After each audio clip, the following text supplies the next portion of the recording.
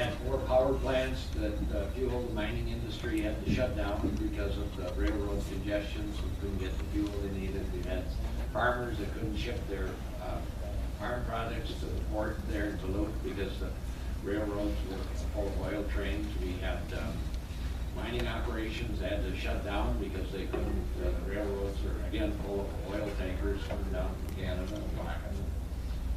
They had to shut down because they couldn't ship their taconite to the port of Duluth. And you know, all these things are relative.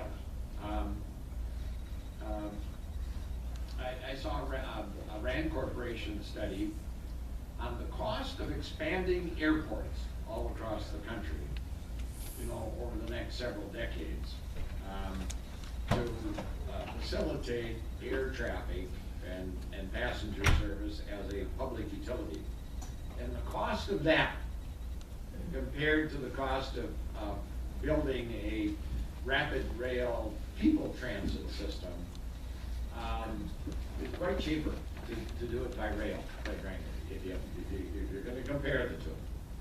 And not to mention the rail has a lower carbon footprint, and it's safer and much more efficient. So, you know, in life and in business, you have to have some big dreams. I go to work every day trying to fix the things that I can, and with the notion, you know, as the old saying goes, with all this horse crap, I'm going to find a horse somewhere. Right. But you have to have some big dreams. And one of the reasons I fought really hard to get on the rail committee this term here, my first time. I really truly want to see this country someday connected, all the big cities with rapid rail transit. It'll take you from downtown Minneapolis and drop you right off in downtown Chicago or downtown Washington or wherever. We can do that. I see China and other countries where millions of people were starving to death in our lifetime, and now they're building these incredible rapid rail transit systems. And I think, what's the matter with us? And then, of course, that needs to be connected with these folks, like the NLX and the North Star, you know, that feed the primary hubs like Minneapolis, St. Paul, or Chicago, or DC. So I'm all in, you know, on that. And I think we're ready to move now to the next phase on NLX and the expansion of North Star as well. North Star, for those who are not aware, that goes up through Elk River and Big Lake and up through St. Cloud and Brainerd, well, ultimately up through Brainerd and St. Cloud and hopefully up to the border. So, but thank you for bringing that to our attention. It's a nice way to provide, to take care of some of the congestion that's occurring, and do it in a safer, healthier, and better way. But it's going to take a big investment, and that takes some people with some bold visions and determination.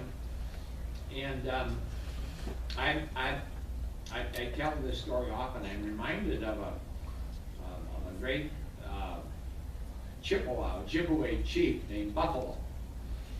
And his people were starving to death. It was back in 1853, 1854. And he got in a birch bark canoe with some of his fellow tribal members and paddled all the way through the Great Lakes. And ultimately, you know, he switched over. He had to get on a couple of different trains and ended up in New York. Took a train down to Washington, went up to the White House and knocked on the door. And he was 92 years old at the time, and made that long trip. And negotiated a treaty, you know, with the president to get some provisions to stop the starvation of his people. And there's a bust of him where we walked into the Capitol every day. And I brought it to the attention of my colleagues, and I bring it to my own attention every day when I walk through there, to remind me of the long journey that we're all involved in here.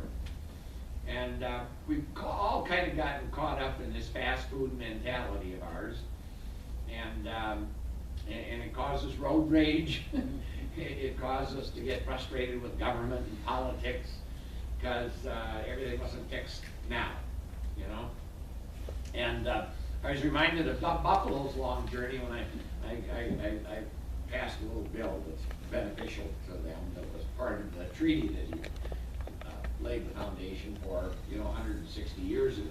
So it's imperative and important for us all to remind ourselves that the importance of some big goals, some noble goals, and a recognition of the long journey that is sometimes required to fulfill them.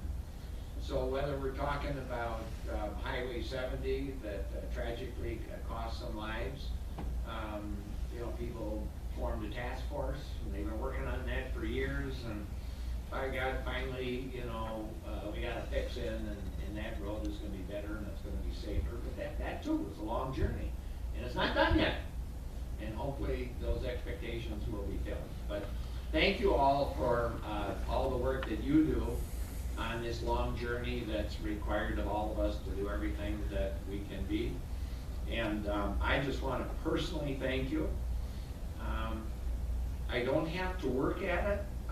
It's just a blessing that I was given. But I can walk into a room like this and leave a room like this so energized and so inspired, knowing that there are so many men and women of so many different backgrounds and so many different perspectives that can find ways to come together and make this long journey productive and useful. And it's, for me, the greatest blessing in my life, and I thank all of you for that. So thank you for being here today. I wish we could continue on. Marvelous, among others, has more tasks for us here, so we're going to go on to